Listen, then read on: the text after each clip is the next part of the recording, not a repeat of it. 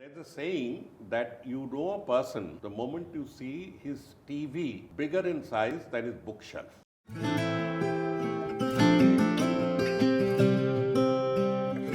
Well, like most people, one is not fond of administration. In the course of your bureaucratic corridor and a public figure, which did you find more fulfilling? Our family was like an Italian family. Everybody talks, nobody listens. The usual one. And I got into the IAS because somebody made a mistake. I'm sure. From day one, I decided not to disown my background. How does this courage word go with you? Is it like you're born with it? Like, how can you be so fearless? Like, the whole India knows you as one of the fearless person we ever know. My father came from a village in Chittagong where an entire generation of youth, including girls, led by the girls, took up guns, freed Chittagong for a week, and they were all killed or sent to Andaman. During the Naxalite period, I reached a stage when the Naxalites were the establishment. So my first encounter, I told them to go to hell. So you're born with these kinds of principles and you strictly adhere to it. It shows in you. We all told you to go down the back stairs instead of going down the main stairs and then getting bashed up by 40 or 20 of them. I said if I took the back stairs then, I'd be looking for back stairs all my life.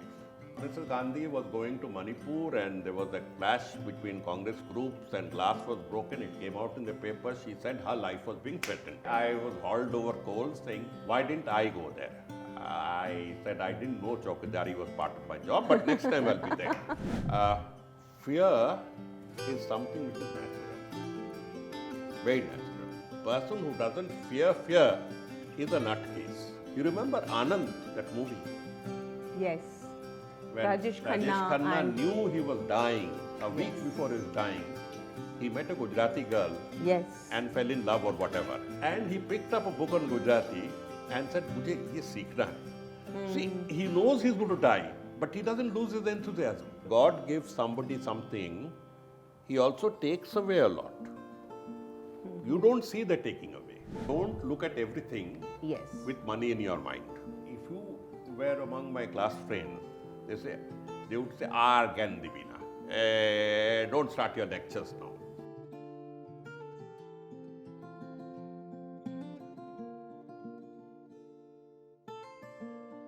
Hello and welcome to my show Carestories. This is not an interview session with my guests. Instead, this is my dream, my passion, my own storytelling with the eminent guests on my show who has inspired me on my own life's journey. I am a storyteller who is trying to impact and bring little change in our community through the real life stories of either me or my guests. Today I have with me a guest who can be best described as a man who is guided by principles and not by popularity.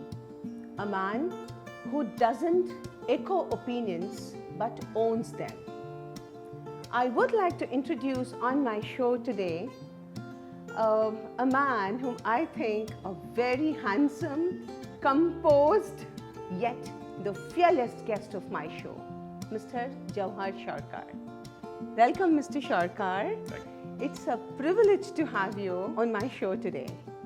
I don't know how to and what to ask you, but let me start by asking, looking back way beyond, tell us one moment of your life that shaped you as your interest in the public service or cultural heritage.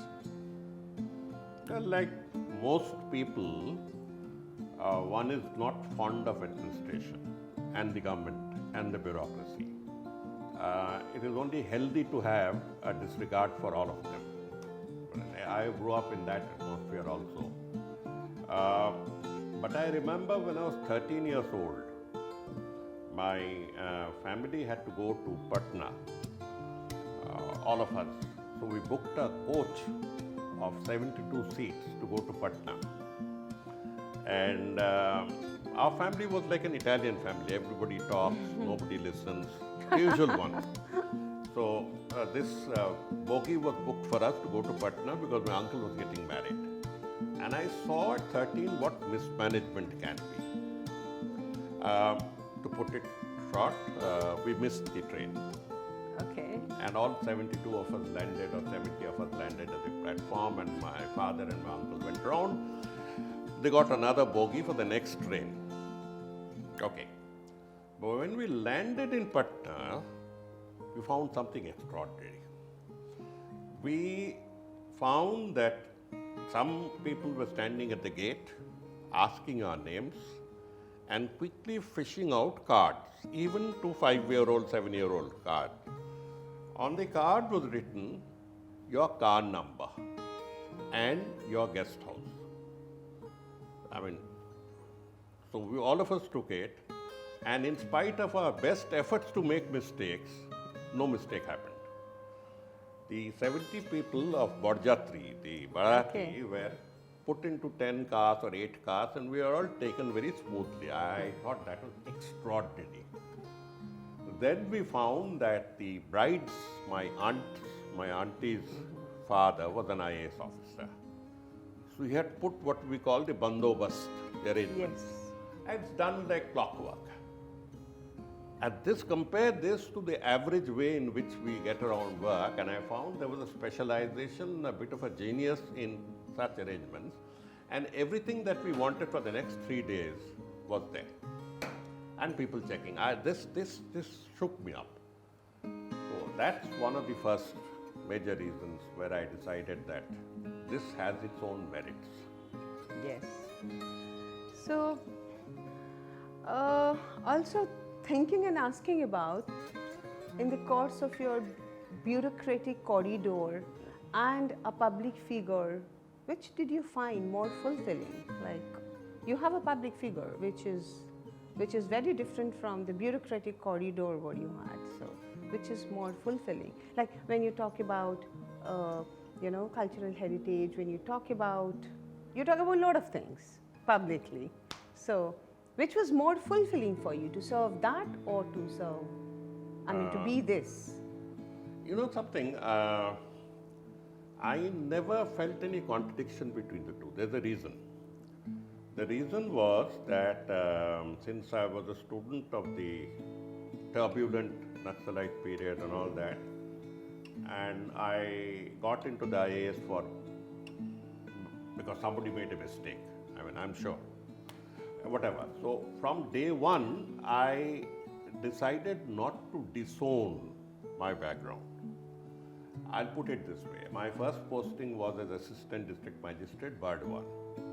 I had a snob of a district magistrate who came from a very middle class family but had affected accents and acquired snobbery. So I knew what I shouldn't have, point one. So after a day's training, I took a cycle and went to the Bardwan town and wanted to have Golgappa Puchka. Now, some stupid reporter brought it out. So what? So I was called in and said that we have a different approach to life. I said, you have, not me. So from that period onwards, I have never made a distinction. In other words, when I was in the district and came to Calcutta, I would hire a black and yellow taxi and go. If there was a tram going towards from my house to Rajbihari, I would hop on to the tram. You don't lose touch. And then I started studying when I was posted in Calcutta. And my car would drop me at National Library every day in the evening, and the National Library would go close at 8. I never kept back the car. For years together, I took 47A. I don't know whether you know the bus. It doesn't matter whether you're a commissioner or whatever and you're getting on 47A and somebody says, hey, move your ass. That's how things move. I don't know whether I can hang on to. See, we grew up clinging to the footboards of buses when transport was in complete shambles. I can't remember the day when I went to college when I had a seat inside the bus. Getting off the. So if you grow up like that and then you suddenly acquire heirs, you are a fake. So best to remain what you are, and the transition from government to public life or public life to government was very smooth. I never felt any problem. But the problems I felt, I must tell you in public, were within the bureaucracy. Within the bureaucracy, there is an assumed casteism. We, they, people, subjects, citizens, etc. That comes genetically. It's a genetic behavior. You put someone behind a counter and he or she starts acting cranky after 10 minutes. So, because you have given a task and a power, so it comes genetically. The point is not to allow it to come. Not that I didn't blow up once in a while, I did. But not to allow it to come. So in the evenings, when our officers would get together and look at each other's wives or drink, I felt there's no need to waste my time there. I'd go with my school friends. That's it. So that's it. This is something I'm hearing, anything you say, actually, anything you say. 2 words, Jawhar Sircar and courage. No fakeness, genuinity. You know, these words go together. How and what? I mean, tell us a story, or I don't know how to ask you. How does this courage word go with you? Is it like you're born with it? Like, how can you be so fearless? Like, the whole India knows you as one of the fearless person we ever know. So, like, how does it go? Courage, fearless, like this goes with you. It goes side by side. Instance, thoughts. I mean, how is it so? I don't know with the fearlessness. People call it stupidity. I'm not practical. Not very practical, that if you do this, this will happen. I don't think much of the consequences. My father came from a village in Chittagong where an entire generation of youth, including girls, led by the girls, took up guns, freed Chittagong for a week, and they were all killed or sent to Andamans. It's a type of attitude. What was Mastada trying to say? He was saying that if every district of India did this, we would be free. Now, you can say it's a very romantic idea, this idea, but Chittagong Armory raid is a epoch-making event in our history. I come from a district where people are very straightforward. We don't take bullshit from anyone. And that includes school teachers, class teachers, Yes. put our hand and argue back. Calcutta University penalized me for saying something that was not within the course for our... You see, there's a cost to it. There's a cost to it. I remember the first physical problems I had, that means attack, was when I was in college, and the entire college in 1969 in Presidency College was completely red. Completely red, just like the world is completely rightist now. You can't understand why. It was completely left. And during the Naxalite period, I reached a stage when the Naxalites were the establishment. When the so-called revolution was the establishment, they would decide who would do what and which class would be held. So my first day, first encounter, I told them to go to hell. Just to go to hell.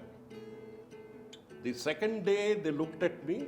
Within the next 4 or 5 days, they found an occasion to bash me up. I was 6 feet tall. I was around 50 kgs in weight, so you can understand. I had the waist of a cabaret dancer. And the size. Yes. So you could understand. You were thin and tall, yes. It doesn't matter. It really doesn't matter. Doesn't matter. And then they decided not to mess around. But then we had these incidents all through. Now, what I am talking about is those who were more practical and complied, hated them and didn't have the courage to tell them that you are bullies, you are this and that. I don't know where they are. I need a microscope to find them all. So, compliance is a good thing, but up to a point. Now, today when I fight the system, and I'll put it Yes. quite bluntly, I fight the center and the state. Today, my best friends who tell me, please don't get into problems, please don't get hurt, you don't know, all regimes are vindictive and all that. They are those Naxalites who beat me. So they have become your friends. No, so I mean, these things will happen. These things will happen. You just hold on to it, hold on to what you feel like, and let the rest of the world roll. So you're born with these kinds of principles and you strictly adhere to it. It shows in you everywhere. Like in every forum, people are scared of you to talk to you also at times. Like even I feel the kind of That's not butterflies in the stomach to talk to you because you're stubborn. fearless. Stubbornness. I guess it's stubbornness. I mean, there's no point in conceding. When my classmates now discuss this event after 50 years, they still ask me, we had a back gate and a back stairs. We all told you to go down the back stairs instead of going down the main stairs and then getting bashed up by 40 or 20 of them. Why did you not take the back? That's there. I said, if I took the back stairs, then I'd be looking for back stairs all my life. Such a If I took wonderful it. statement. I'd yes. be looking for back stairs all my life. So I don't consider it anything great. I did. And I thought my friends at that time would have the courage to face it the way would have.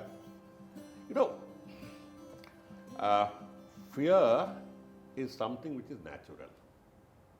Very natural. I once read about General Montgomery, who said that every time I move into a battle, my knees shake, my hands quiver, my throat gets parched, and my heart goes boom-de-boom. He said, that is a natural feeling. The person who doesn't fear is a nutcase. Is a nutcase. You have fear, but then you go and take your decision. You take your decision. Yes. That's it. How to face it. Huh? Yes. Now, it's a question of what do you value most. Yes. Do you value yourself and your opinion? Or would you like to sort of adjust and make compromises and get along and this? I'm not asking everybody to start becoming, reckless from tomorrow morning. But there'll be always one finger that will be different. So it's part of the genetic spread. That's why we say, you own opinions, you don't echo it. How do you think, your point, why aren't there leaders, I wouldn't say like you, but then why aren't leaders who are more empathetic about, leaders who are empathetic about public administrations? I would always like to compare you because I'm biased. I'm one of your greatest fans, so I'm biased. I always think that why aren't there leaders in our society who are as empathetic and should be empathetic for public administration? What do you think for? I told you that in public administration, remember, we get the best. Not my case, I got in by fluke. But every year, lakhs of students sit for the civil services exam and about 150 get into the IAS. So if you take up 60 reservations, that leaves 90. Out of 3 to 4 lakhs who sit, 90 will get it. So the assumption is that the 90 have a particular degree of excellence somewhere. So what happens after that? If he's a topper from IIT Kanpur and an MBA and gets into the IAS, then why does he look so glum? Why does he appear to you to be not sympathetic? Okay, I'll put it like this. You look at a hospital and you'll understand. At the reception or at the doctors, you don't feel that they are giving you enough attention. So what is the question of supply and demand? How many problems can you attend to? That's one. The other is, I told you about the genetic barrier that comes in. Once you get in and there's a red light over your thing and you're told not to do this, to do that, something gets in. Something gets in. And this is more among those who have, let us say, weaker familial or social upbringing. And there are many who go and marry, petrol pump owner's daughter and cinema hall owner's daughter and things like. I'm not saying that everything, but then they have this aspirational mode. I was extremely lucky that my wife and I never missed fighting every day, but she never asked for anything. She never asked for anything. I know her personally. She said, "What can you give me? I know your salary. I know your pension. What can you give me? तो तुमसे पूछ के क्या फायदा?" So, if it's a very temporary phase, you are all to retire at 60, and after that you will all be queuing for medicines. You will all be queuing for that, and nobody will give you a damn. So, why build up heirs? Why build up heirs? So, my wife and I take turns to go to the CGHS. Yes, which you always do. I know it personally. Well, yes. when I went to go and sit there, if they'd ask me to sit there, I like it. You know why? I like sitting outside doctor's chambers without any special treatment, without any queue. If I jump the queue, the patients will all start shouting. So if he asks me to wait for half an hour, he's actually giving you a blessing. You know what? I have a huge amount of stupid WhatsApp that have been sent to me, YouTubes and this and that, and I catch up with it. No tension. No tension. So you just have to adjust what you need to do with your time. People has to learn from you. I don't know, you have been the best teacher of society. I personally feel so. You should be a teacher, but with it comes cultural heritage. How do you think your cultural heritage thoughts could influence the community? Is it a part of community service? Because we are greatly, you think cultural heritage to be preserved, you talk about it, and it comes a point where community service has to do a lot with this, your preservation of cultural heritage. Well, culture and education are two subjects. They are not two subjects. I call them traits that differentiate a man from an animal. There's a saying that you know a person the moment you see his TV bigger in size than his bookshelf. Yes. Bigger in size than his bookshelf. So you know what his priorities are. Now most people start moving on that vein. A TV or a show or this thing is always an allurement. If you open while there are all allurements and they're all interesting, people are working a lot to impress you and all that. It's a question of what priorities you take. Aesthetics. I'll give you a story. Yes. I must tell you what aesthetics means and order means. I was once in charge of a security arrangement for Mrs. Indira Gandhi. Yes. This was 1978. She was out of power and heckled by the Janata government, and I was serving the Janata government as the additional district magistrate. One of my charges was the Calcutta airport. To put it short, Mrs. Gandhi was going to Manipur and there was a clash between Congress groups and glass was broken. It came out in the paper. She said her life was being threatened. I was hauled over coals saying, why didn't I go there? I said I didn't know Chowkidari was part of my job, but next time I'll be there. So when she returned, I went to the airport and declared 144, no crowd. She came in and said, who has declared curfew? 2078 was 25, 26, thin, scrawny. Yes. She looked at me, I said, who is the magistrate here? I said, I am. She looked at me and was totally unimpressed. She decided not to argue with me. She went straight up to her restroom we had kept a restroom for her. And in administration, you are taught to check everything. So when I asked my deputy magistrate, have you checked that restroom? Incidentally, she needed a 2-liter bottle of Dettol. I'm telling the public today. She needed a 2-liter bottle of Dettol. Because after all those embracing of kids and putting them there, she required had to Dettol. sanitize. Yeah. Whatever. So I remember this day because I was young and I had asked them and the room was checked and everything. She walked and she could walk faster than me. So all her followers were falling behind.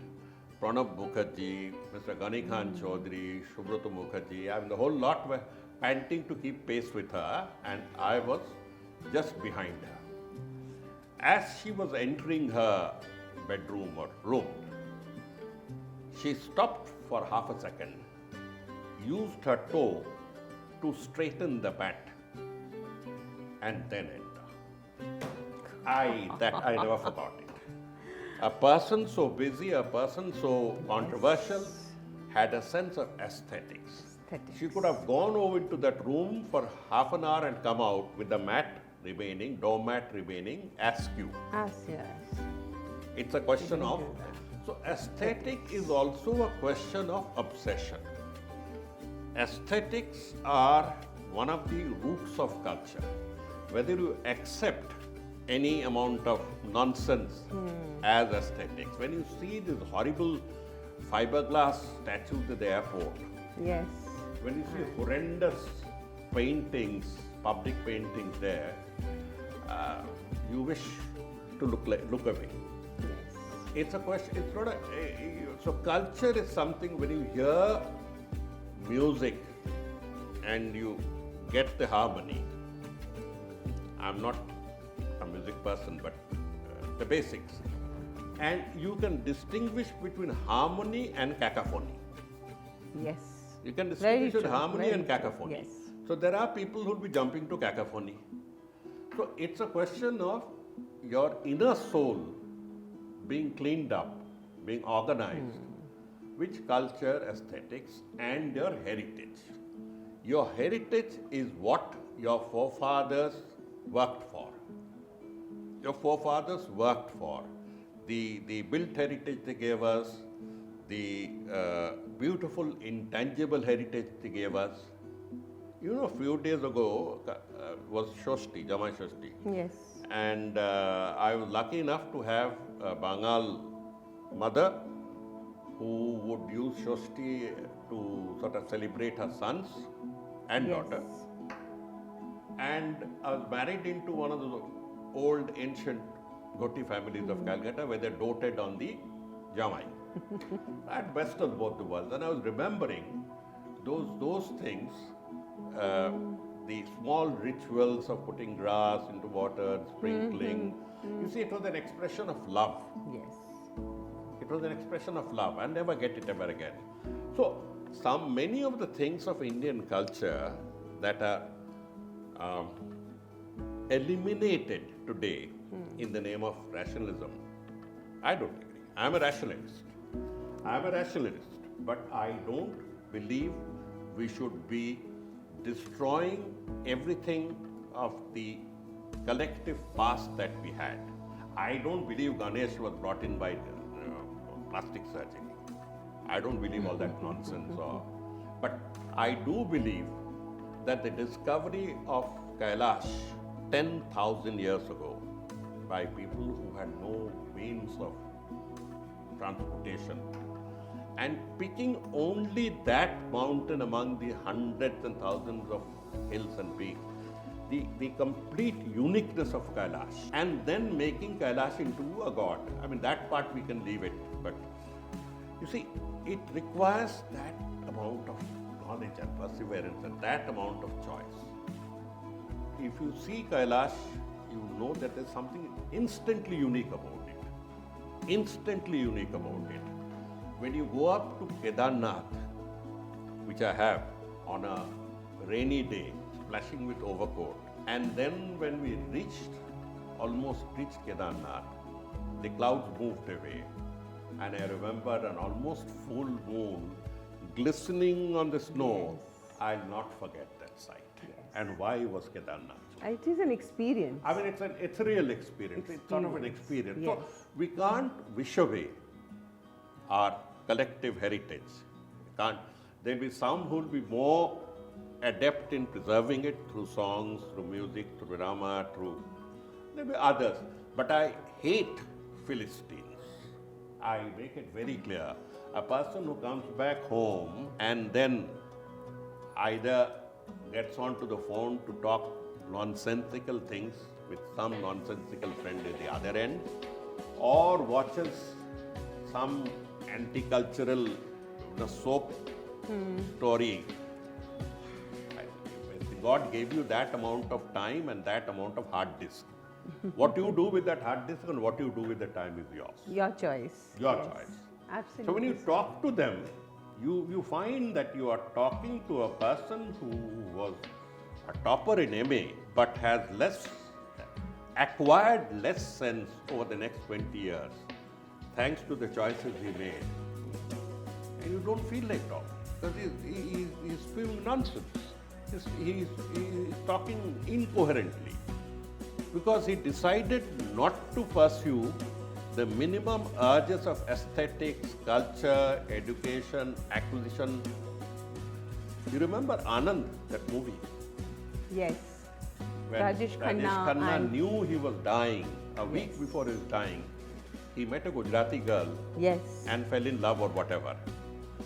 And he picked up a book on Gujarati and said, "Mujhe ye seekhna hai." See, he knows he's going to die, but he doesn't lose his enthusiasm.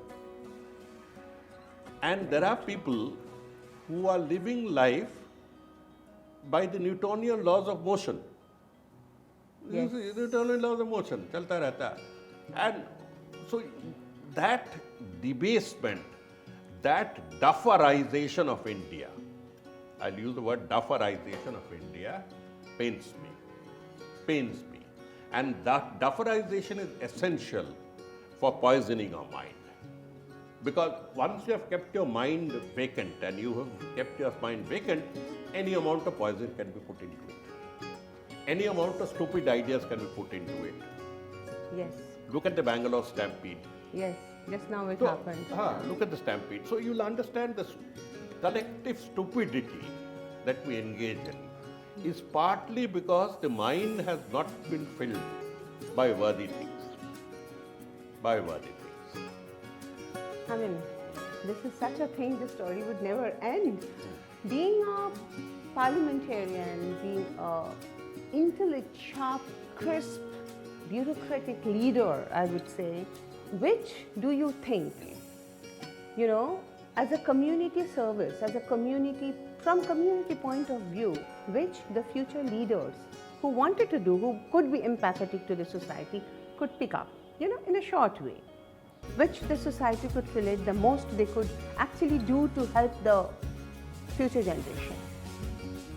Well, it's like unfair question. It's like asking an octopus which of its legs is the best. Because you are good at all, you're the master of all. An octopus has 8 legs, so you can't ask him which one is more useful. Yeah, It's not it's that. relatable, good take.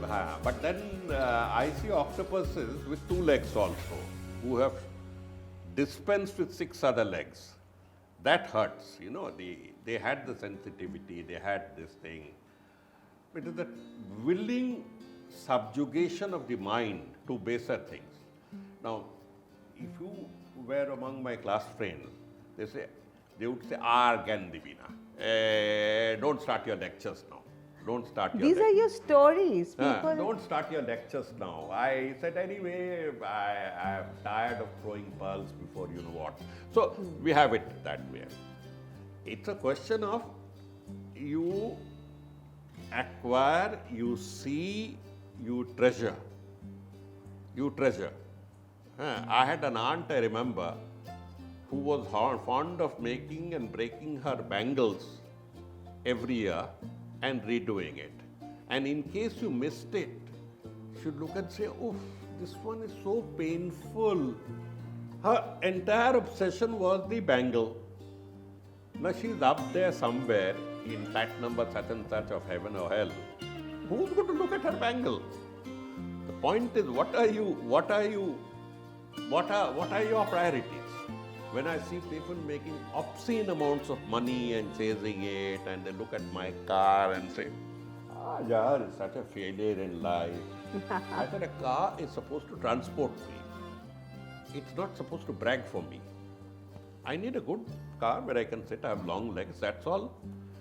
When I see all that, I feel very, very funny. I said, what are you going to do with it? Take them up with traveler's checks. One story that, again, another story that proves this point is we went to the Andamans once, and we were taken around an island, a beautiful island, where the shore part of it was cornered by IAS officers. Now you know why we get a bad name. They had used their powers to corner plots. And one of them, the names that were given to me, one of them was a friend of mine.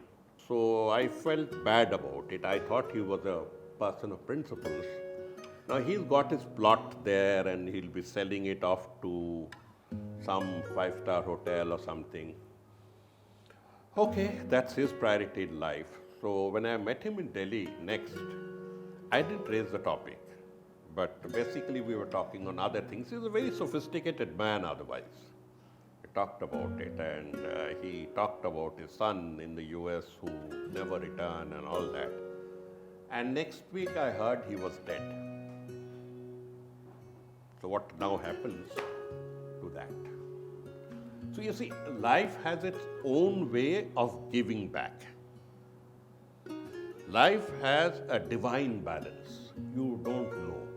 Somebody up there has a calculator that has an AI built in that's always going in for it. That's always working out some arithmetic. So when God gives somebody something, He also takes away a lot. You don't see the taking away. When you look at a film star with his beautiful wife and a grown-up kid, you don't know what they have gone through. You don't know. You see only the glamour part of it. When you see somebody powerful, when you see somebody like this. And so don't go by impressions. There's a divine balance in everyone. Everyone's life has a large part of success in whatever domain. I had a clerk who was a very good actor. He is now famous actor in the Bengali stage. I won't mention his name. So, a very famous actor. So he got what he wanted. He suffered the government for 33 years or whatever, earning his bread, hating his files and work, and looking forward to his evening rehearsal. See, that's his way, but he has been repaid so well in life. Yes. In his own way. Yes. So these things, it's a question of what you prioritize. There were a lot of many other questions which I really could, talk with you, but I don't know how, and I mean, it's a long discussion. Cutting it short, to end the question and the session, 3 questions in short I would like to ask you, which I usually do on my podcast. First is, do you think to maintain the cultural heritage of the city, of our country, we need more CSRs from companies? The corporates should come and join hands to maintain the cities or in fact our country's cultural heritage and to preserve it, some kind of, maybe the forest, maybe the heritage, maybe the cultural monuments, maybe the aesthetics of the city, the country. Do you think companies must come together to preserve it? Yes, companies should open their purses a bit to repay to the town or city they got their profits from. But you need taste. When you look at the hawker stalls that were shambles, you will now find steel structures, door covers. Now, this junk, I studied it, is created by rag pickers who keep their stuff there and then they spread their beds At night sleep. and we sleep. Fine. Couldn't someone, we had the mayor of Calcutta staying there, couldn't someone think of what I call wooden lockers, steel lockers? Give them a key, let them put their stuff, put the locker, paint a good thing over the locker like you do for the electric stand, and make it look good. And at night, open the locker, take your bedroll out, do whatever you feel like. It's a question of what hurts your eyes. Yes. What hurts your eyes? When I look back, the concern for Calcutta people asked me what they could do. Yes. I said, take those stupid rags behind the hawker stalls. In a flat system apartment, when you go up, one of my friends had a beautiful woodcut of the 19th century framed outside the door.